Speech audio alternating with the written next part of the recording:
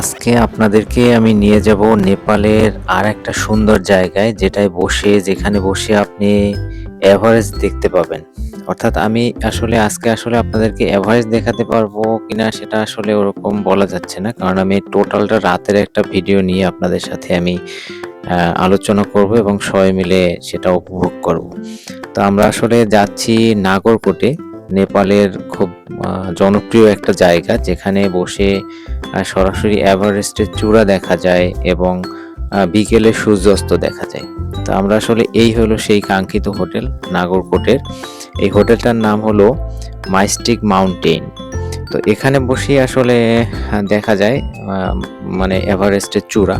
আর হোটেলটা অসাধারণ, মানে অসাধারণ সুন্দর, অসাধারণ, যেটা আনবিলিভেবল একটা হোটেল। এবং এর পাশাপাশি হোটেলের ভিতরগত জিনিসপত্রগুলো আমি আপনাদেরকে দেখানোর চেষ্টা করব। ভিতরে অবশ্য রাতের বেলার ভিডিও, আমরা সকালের কুয়াশাও দেখব সাথে। তো আগামী দিন সকালের কুয়াশা সহ আমি অ্যাড করেই ভিডিওটা করেছি। আর এর পাশাপাশি আপনাদের আমি নাইটের ডিনারে কি কি থাকে, এদের যে আপনার বুফে সিস্টেম, বুফেতে কি কি আছে সেগুলো আমি টুকটাক দেখানোর চেষ্টা করব। এই হলো এদের সাইনবোর্ড। এদের সাইনবোর্ডটা দেখেন, একটা কাঠের উপরে কিন্তু আর্ট করা একটা সাইনবোর্ড।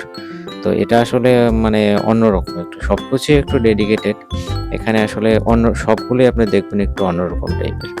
তো আমার কাছে এটা খুবই ভালো লেগেছে। ভালো লেগেছে বলতে কি, এটা আসলে 3 স্টার বা 5 স্টার মানের একটা হোটেল। আর ওই নাগরকোটের আমার কাছে মনে হয়েছে এটাই বেস্ট। তো এদের আসলে কার্যগুলো একটু দেখেন, এটা আসলে খুবই সুন্দর আরকি। ওভারঅল ভিতরে একটা মূর্তি বসানো আছে। এটা আমরা রিসেপশনে যখন ছিলাম, রিসেপশনের জায়গাটার ভিডিওটা আমি আপনাদেরকে শেয়ার করেছি। স্টেপ বাই স্টেপ আমি সব জায়গায় আপনাদেরকে দেখানোর চেষ্টা করব রাতের ভিউ। আর সকালে থাকবে কুয়াশা।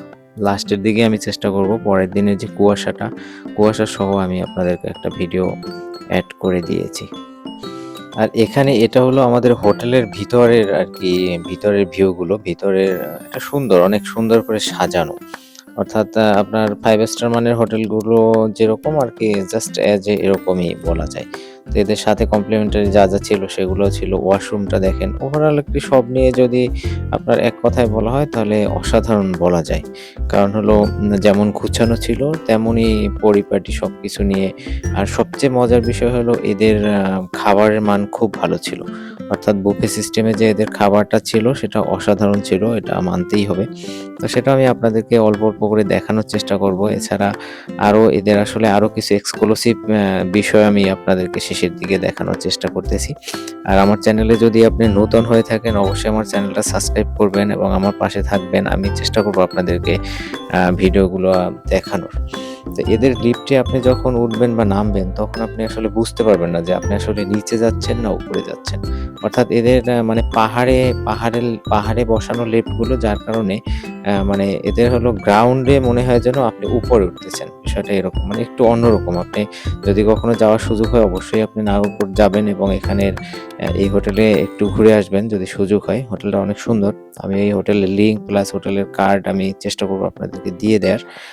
আরেকটা বিষয় হলো, এটা হলো রাতের সাইড ভিউ, অর্থাৎ এই পাশ থেকেই মাউন্ট এভারেস্টটা দেখা যায়। আর এখানে একটা সুইমিং পুল আছে, অনেক সুন্দর। এটা আসলে আ অনেক অন্যরকম একটু। সবগুলোই মানে পাহাড়ের উপরে হওয়ার কারণে টোটালি একটু ডেডিকেটেড এবং একটু অন্যরকম মনে হয়েছে আমার কাছে। তো এই হলো এদের আসলে ডিনারের আইটেমগুলো। তো অনেক আইটেম, প্রায় ৭০-৮০ আম প্লাস হবে। হয়তো ১০০ প্লাস হতে পারে। আমি আসলে গুনতে পারিনি। তবে আমার কাছে মনে হয়েছে যে, এবং প্রতিটা খাবারের মান সত্যি ডেডিকেটেড ছিল। মানে যেটা আসলে বিলিভ করার মতো না। এতটাই মানে ভালো ছিল, যেটা আসলে আমার কাছে বেস্ট মনে হয়েছে। আর আরেকটা বিষয় আপনাদেরকে বলে রাখি যে, নেপালের প্রতিটা খাবারের মানই আসলে অনেক অন্যরকম। মানে এখানে আসলে ভেজাল আসলে নাই বললেই চলে, একদমই নেই।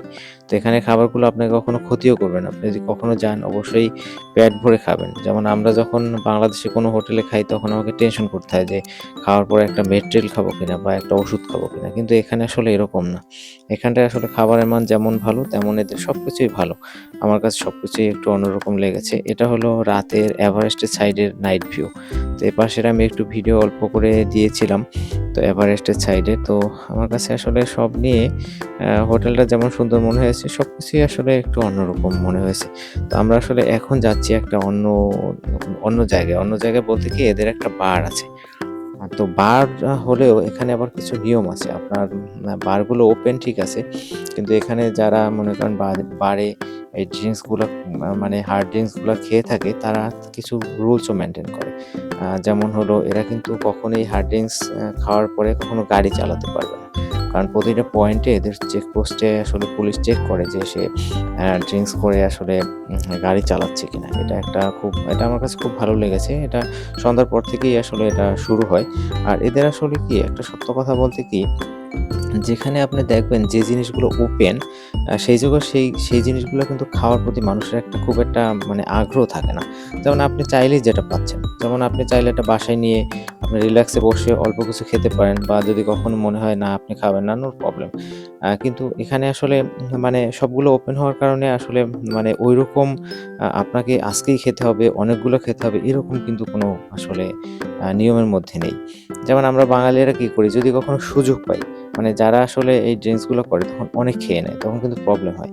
তো আসলে ওখানে ওরকম না, ওখানে আসলে অ্যাভেলেবেল সবগুলো পাওয়া যাওয়ার কারণে আসলে 90% মানুষ ওখানে হয়তোবা এটা খায়ই না। আমার কাছে মনে হয়েছে অনেক মানুষই আসলে ওখানে এগুলো আসলে ইউজ করে না। এটা পরের দিন সকালের ভিউ, এটা একটু দেখেন।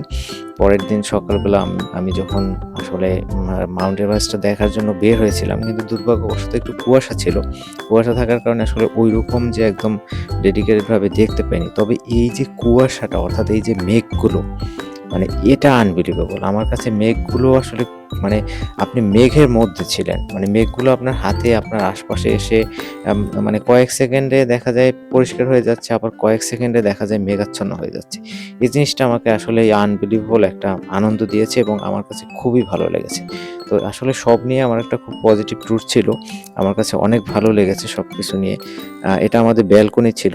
ব্যালকনি সাইডটা থেকেও অনেক সুন্দর আরকি। ওভারঅল যদি বলা হয় যে আসলে বিলিভ করার মতো না। এটা আসলে সরাসরি নিজে না দেখলে আসলে মানে এটা আসলে বলে আসলে শেষ করার মতো না। তো আমি নেক্সটে আরো একটা ভিডিও আপনাদের সাথে শেয়ার করব। সেটা হলো সকালবেলার, অর্থাৎ সকালে আমরা যে নাস্তা করেছি, প্লাস নাস্তায় কি ছিল, প্লাস সকালের যে ভিউটা, সকালের একটু এটা একদম খুব ভোরে, এটা ধরেন সকাল ৬টা বা ৫:৩০ এরকম টাইমের। আর ওইটা থাকবে একটু পরের, অর্থাৎ আপনার ধরেন আমি ৭টা-৮টার দিকের একটা ভিডিও আমি আপনাদের সাথে শেয়ার করব কয়েকদিনের মধ্যে। তো ওভারঅল আমার কাছে একটা বেস্ট ট্যুর ছিল। এটা আসলে খুব ভালো লেগেছে। যদি আপনারা কখনো সুযোগ পান, অবশ্যই ঘুরে আসবেন। অবশ্যই আমার সাথে থাকবেন এবং আমার চ্যানেল সাবস্ক্রাইব করে রাখবেন, যাতে আমি নেক্সটে কোনো ভিডিও দিলে আপনারা সেটা দেখতে পান। আর ওভারঅল ভালো থাকবেন। আমি যেটা সবসময় সবাইকে বলে থাকি, যে যেখানে যে অবস্থায় থাকেন না কেন, সবসময় নিজেকে সময় দিবেন এবং সর্বোচ্চ ভালো থাকার চেষ্টা করবেন। কারণ নিজে হ্যাপি যদি থাকেন, তাহলে আপনি সবাইকে ভালো রাখতে পারবেন। একদম হাতের মুঠোয় মনে হচ্ছে যে আপনাকে আপনাকে পুরো আলিঙ্গন করবে এই মেঘগুলো। এটা আসলে মানে অন্যরকম একটা পাওয়া। তো এটা হলো সবচেয়ে বড় একটা বিষয়। তো এই দেখেন মেঘগুলো, এখানে কিন্তু অনেকগুলো ছোট, ছোট ঘর আছে নিচের দিকে। সেগুলো কিন্তু মেঘে দেখা যাচ্ছে না। মেঘে ঢেকে গেছে। তো এটা আসলে একটু যখন মানে আলো হবে, তখন আবার পরিষ্কার হয়ে যাবে। এই জায়গাটা দেখেন, একটু আগে মেঘ ছিল, এখন কিন্তু মেঘ নেই। তো আসলে এই পাহাড়গুলোতে আসলে মেঘের একটা খেলা। তো এই খেলা যদি কখনো আপনি দেখতে চান, অবশ্যই আপনাকে পাহাড়ি জায়গাগুলোতে যেতে হবে। এটা কিন্তু একটা বুদ্ধদেবের একটা মূর্তি। ওখানে ওই দেখেন ওই নামটা দেখা যাচ্ছে হোটেলের। তো ওভারঅল আসলে মানে সত্য কথা বলতে যেটা পাহাড় আসলেই সুন্দর, অনেক সুন্দর। যদি সুযোগ হয় দেখে আসবেন। ভালো